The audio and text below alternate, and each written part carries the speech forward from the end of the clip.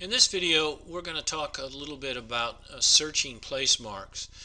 And in order to do that, we're going to go to the article editor. I think by now you know how to find that. It's up here under place marks, and then you can go to edit place marks. And up here at the top are all of the items that you need to search with. I'm simply going to type in a keyword to start this thing out with, the word hill. I'm eventually trying to find Hawk Hill. Now, I could search for Hawk Hill, but that would make it too easy and it wouldn't show you how you can refine your search. So the first thing you have to do is you have to come under status here and you have to click the published place marks. And then this will show all of the published place marks that have a hill in their name.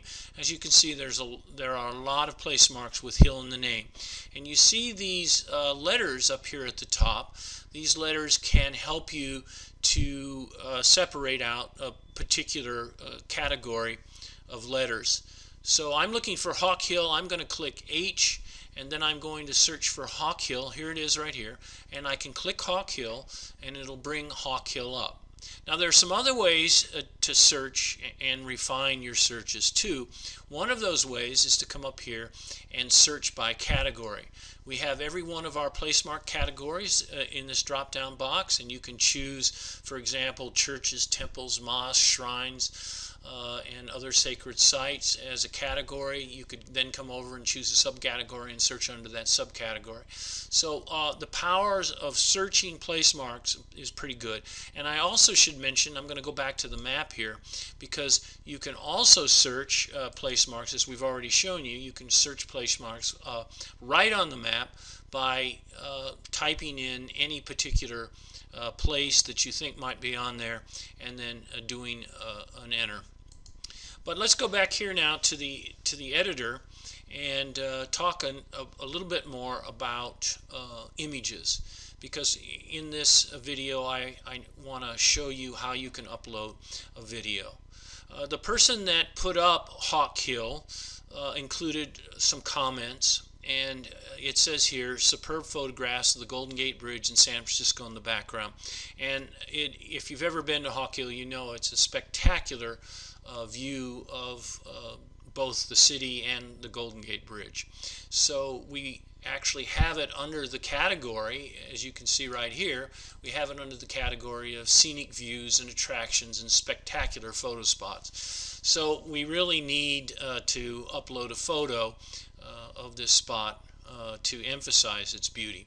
And I just happen to have a photograph of that, and I'm going to hit upload a file, and I'm going to come down here and find that file on my computer. We called it full. It's going to then upload the photograph. Now here's the photograph on the right. I wanted to tell you though, before I go further, that if your image is greater than 1 megabyte, then you're going to have to reduce that through some sort of editor like Adobe Photoshop or InfraView or one of those systems to reduce the size and then upload it. Now, a couple of things to note. Most important, I think, is that if you have a GPS system that takes pictures and integrates your position into the photograph, then our program will automatically integrate the latitude and longitude into this whole photo detail page, and that's kind of nice. Also, it leaves you a whole series of spaces that you can fill in, such as the title of the photograph. I'm just going to call this a Golden Gate Bridge and San Francisco. You can go into some detail then below under the description. We'll say beautiful scenic view, and then the next thing I want to do is fill in a source. We'll just call this Tom Smith, and that'll show that Tom Smith took the photograph. And then note here that a date has been integrated into our detail page here automatically on the photograph, and we have to make sure or I should say that the date is today's date because we've edited it. But if you happen to take the photograph and you didn't edit that photograph, it would actually bring up the date the photograph was taken. So you could change it back to when the date was taken. It even brings in the time that it was taken. And finally, if you want to find the spot of the photograph by an address, then you can type in the address here and even put an altitude in.